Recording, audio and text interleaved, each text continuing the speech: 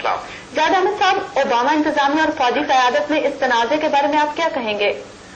देखिए कि बहुत अरसे से ये बात आहिस्ता आहिस्ता सरफेस के नीचे ये आग सुलग रही थी कि जो अमेरिका की फौजी क़यादत है वो अपनी सियासी क़यादत से तसादुम की तरफ जा रही है। ये मामला आज का नहीं है।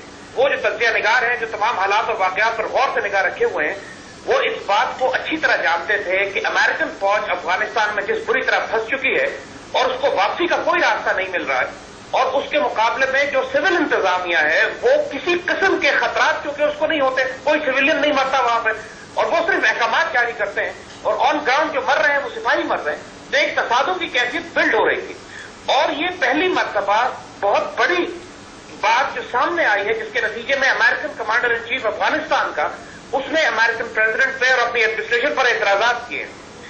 बुनियादी तौर पर ये अमेरिका की बहुत बड़ी साइकोलॉजिकल मॉरल शिकस्त है। यहां पर यह बात वाज़ेह हो जाती है कि फौज में बगावत के असरात हैं, क्योंकि जनरल मैकक्रिस्टल अपने फौजियों के साथ होते हैं।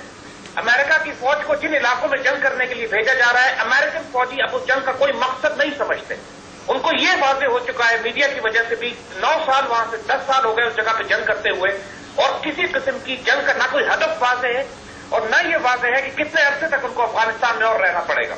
और एक फौज के लिए ऐसी जंग लड़ना तकरीबन नामुमकिन होता है जिसमें ना तो उसको दुश्मन नजर आता हो, ना उसको ये मालूम हो कि उसका मिशन ऑब्जेक्टिव क्या है, और ना उसको ये मालूम हो कि जंग कितने अरसे तक हमने एक अफगानिस्तान की वादियों में जो कत्लगाह बन चुकी है इस वक्त गैर मुल्की और नेटो और अमेरिकन फौजों की, वहां पर रहना पड़े।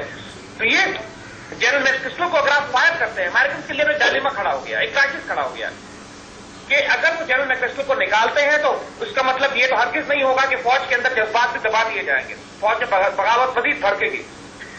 इस वक्त अमेरिकन फौज का आलम यह है कि अगर आप पाकिस्तान के साथ मामला अभी देखिए तो ओबामा एडमिनिस्ट्रेशन के जो सिविलियन अफराद हैं, चाहे वो रिचर्ड होलब्रुक हो, चाहे वो मुख्तलिफ किस्म के एलाइज हो नेटो में सिविलियन, वो पाकिस्तान पर भी तनकीद करते हैं। तो उस वक्त अमेरिका की मुसल्लह अफवाज आकर पाकिस्तान का दिफा करती है, इसलिए कि मिसाल के तौर पर जब पिछले दिनों लंदन स्कूल ऑफ इकोनॉमिक्स की रिपोर्ट आई जिसमें कहा गया कि आईएसआई के अफगान तालिबान के साथ ताल्लुकात हैं, तो उस पर अमेरिकन जनरल ने कमेंट दिया कि पाकिस्तान ने अगर तालिबान के साथ ताल्लुकात हैं भी तो उसमें कोई खराबी नहीं है, आपको गलत अफराद के साथ दुश्मनों से ताल्लुकात रखने पड़ते हैं ताकि आप उनके दरमियान जासूसी कर सकें और इंटेलिजेंस गैदर कर सकें। यानी साहब, बाद हल्कों का यह भी ख्याल है कि सदर ओबामा और नायब सदर जो बाइडेन अफगानिस्तान से अगले साल फौजी इनखला शुरू करने के हक में है, जबकि वजीर दिफा रॉबर्ट गेट्स, डेविड पैट्रियस और स्टैनली मैकक्रिस्टल इसके खिलाफ हैं। इस बारे में क्या कहेंगे आप? देखिए, जहां तक अमेरिकन एडमिनिस्ट्रेशन का ताल्लुक है, हमने आपसे पहले भी अर्ज किया कि एक तरफ तो इनकी न्यूकॉन्स हैं जो उनके क्रिश्चियन जायनिस्ट जो अपने ग्लोबल एजेंडे के ऊपर काम करने के लिए अफगानिस्तान में दाखिल हुए हैं, लेकिन दूसरी तरफ वो फौजी क़यादत है तो जो बराह रास्त मर रही है, जो न्यूकॉन्स नहीं है, लेकिन उनको उस बैटल लाइन में फेंक दिया, बैटल फील्ड में फेंक दिया गया है और वो रोज कैजुअल्टीज ले रहे हैं और उस जंग का कोई खात्मा नहीं है। तो ये तसादुम की मुख्तलिफ लॉबीज बनी हुई हैं। बुनियादी तौर पर फौज और उनके सिविलियन इदारे जो है उसके दरमियान ये तसादुम पुराना है। फौज अफगानिस्तान से निकलना भी चाहती है मगर साथ साथ वियतनाम वाली जिल्लत भी नहीं चाहते। वो ये चाहते हैं कि किसी तरीके से अफगानिस्तान में रिकंसिलिएशन का प्रोसेस शुरू किया जाए। यानी अमेरिकन आर्मी का हाल यह है कि वो तालिबान से राब्ते में है। यानी ये बात भी एक हैरानकुन है कि करोड़ों डॉलर अमेरिकन आर्मी देती है अफगान तालिबान को ताकि उनसे जंग ना की जाए। यानी ये इतनी शर्मनाक बात है अमेरिकन आर्मी के लिए भी और अमेरिकन गवर्नमेंट के लिए भी कि ये बातें अब सामने आनी, कांग्रेस की रिपोर्ट में ये बात सामने आनी शुरू हो गई है कि ये नेटो के जो काफिले गुजरते हैं पाकिस्तान से और जो अफगानिस्तान के मुख्तलिफ इलाकों तक काफिले जाते हैं, इन काफिलों की सिक्योरिटी पर अफगान तालिबान मामूर है, जिनको पैसे दिए जाते हैं अमेरिकन गवर्नमेंट की, अमेरिकन आर्मी की तरफ से, और नेटो पैसे देती है अफगान तालिबान को कि आप हम पे हमले ना करें। तो एक तरफ तो ये शर्मनाक सूरत हो चुकी है कि जो इन्होंने अभी साउथ अफगानिस्तान में संगीन का ऑपरेशन किया, मर्जा का ऑपरेशन किया, ये पूरी तरह नाकाम हुए।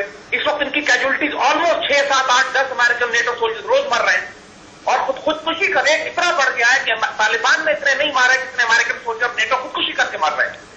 तो ये तफादुम इस वक्त इसकी डेस्परेट सिचुएशन है अमेरिकन आर्मी की। इनकी सप्लाई लाइन भी अब खतरे में पड़ गई है पाकिस्तान के थ्रू भी, और अगर ये पेमेंट्स बंद करते हैं अफगान तालिबान को तो अफगान तालिबान से मजीद कोई रास्ता ही नहीं है इनके पास सप्लाईज का भी।